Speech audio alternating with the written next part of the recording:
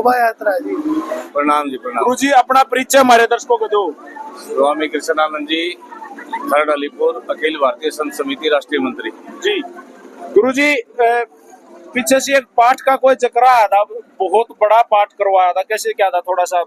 ये गीसा संत जी की वाणी के 531 अखंड पाठ और 531 हवन खरड़ अलीपुर के अंदर 4 तारीख से और 10 तारीख को पूर्ण आहुति हुई थी जी। और उसमें दूर दराज से काफी धर्माचार्य, महामंडलेश्वर आचार्यगण, काफी महापुरुष सभी धर्मों से आए थे। इस तरह के अखंड पाठ कराने से, इस तरह के इतने बड़े बड़े हवन कराने से सर क्या औचित्य है इनका, थोड़ा सा बताओ। देखो, वाणी का जो अपने कबीर साहब की वाणी है, गीसा संत जी की वाणी है, गरीबदास जी की, रविदास जी की वाणी का जो अखंड पाठ है, जो लोगों के तक पहुंचाने का कार्य है और उसके ऊपर कोई चीज ग्रहण कर लेता है, तो वाणी क्या है, हमारे को इस संसार के भवसागर से पार कर देती है। क्योंकि हमारे को परमात्मा से बिछड़ करके जीव जब आया है, तो वाणी के माध्यम से सतगुरु की, महापुरुषों की वाणी के द्वारा वो उस रास्ते पे जो भटका हुआ है संसार के अंदर, तो उसको रास्ता देते हैं और जब जीव को रास्ता मिल जाता है तो वो भवसागर को पार कर जाता है। धन्यवाद गुरु जी। जी आदेश गुरु जी। आदेश गुरु जी, समझते हो? बिल्कुल बढ़िया। आज इस भव्य यात्रा को देख के क्या कहोगे, आपके विचार? सदगुरु बंदी छोड़ महाराज श्री जी की अपार कृपा है। यहाँ से बिल्कुल 6 किलोमीटर दूर छुडानी धाम है, जो कि पूरा छारे गांव की छुडानी धाम के अंदर आचार्य श्री सतगुरु गरीबदास जी महाराज के प्रति बहुत बड़ी श्रद्धा रही है, बहुत बड़े भाव रहे और करीब करीब सारा का सारा छारा गांव छुडानी धाम को मानता रहा है। आज ये पूज्य स्वामी रामानंद जी महाराज की प्रेरणा से और इनके पूज्य गुरुदेव पूज्य स्वामी सच्चिदानंद जी महाराज के आशीर्वाद से जो भव्य यात्रा इस छारे गांव के अंदर काटी जा रही है, जो कि आने वाली नई जनरेशन को एक नया संदेश मिले और भक्ति के अंदर सबकी रुचि बढ़ेगा। आदेश गुरु जी। सत्साहिब। आदेश गुरु जी। सत साहिब आदेश। आज तो चांदी का मुकुट सकने सर पे और रथ में बैठे हो, ऊपर से हेलीकॉप्टर से फूलों की बरसात, कैसी फीलिंग आ रही है? ये जन्मभूमि का प्रेम है भाई, इन लोगों ने चांदी का मुकुट पहनाया।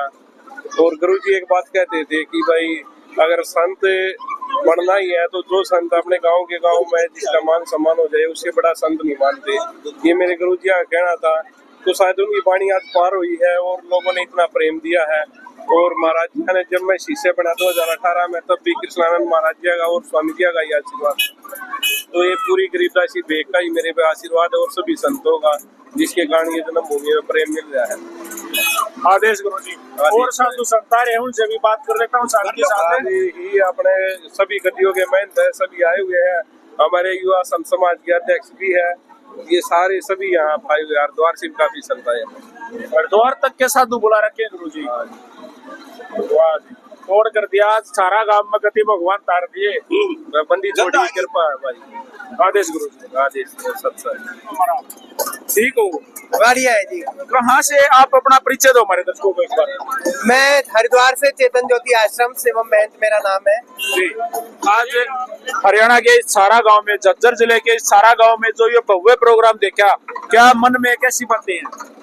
आते ही मेरा दिल प्रसन्न हो गया इस कार्यक्रम को देख के। यहाँ का उल्लास, यहाँ की लोगों की खुशियाँ, यहाँ के जो है माहौल एक अलग छटा है यहाँ की सनातन धर्म को लेकर के। यहाँ सभी लोग इतने उत्सुक हैं इस कार्यक्रम को लेकर के। मूर्ति पूजा हो रही है, एक बढ़िया यहाँ पे रैली का कार्यक्रम है, शोभा यात्रा का।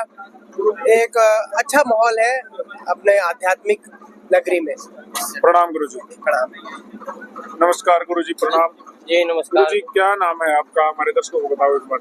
आचार्य पुष्पेंद्र पुरी जी। जी, आप भी हरिद्वार से आए? जी जी, हरिद्वार से। कितने संत हैं जो आज हरिद्वार से सारा गांव में आए हैं? हरिद्वार में 11 से 21 संत है जो हरिद्वार से आए हुए हैं। जी। भव्य प्रोग्राम देख के मन प्रसन्न हुआ कुछ? बड़े अद्भुत प्रशंसनीय कार्यक्रम है, इसको देख के मन प्रफुल्लित हो रहा है, बड़ा आनंद का विषय है। जो ऊपर हेलीपैड से पुष्प वर्षा हो रही है, उसपे क्या कहोगे? उसपे ऐसा लग रहा है कि जैसे ये साक्षात इंद्रदेव अपने द्वारा ये पुष्प वर्षा कर रहे हैं। और बाबा रामानंद देखा आपने? हाँ, आज मुकुट, चांदी के मुकुट से सुशोभित करा गांव ने, क्या कहोगे सारा गांव के लिए? ये एक अद्भुत सनातन का मुकुट धारण कराया सभी गांव वासियों ने। ये सनातन की रक्षा के लिए आपने सभी ने जिम्मेदारी दी है।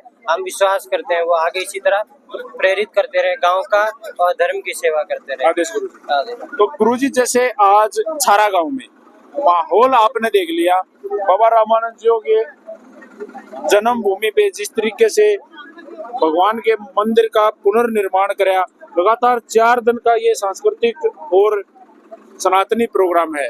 आप हरिद्वार से आए, आपने पहले बताओ लगा कैसा माहौल? हम हरिद्वार से आए हैं। मेरा नाम स्वामी रविदेव शास्त्री है और मैं युवा भारत साधु समाज का राष्ट्रीय महामंत्री हूँ।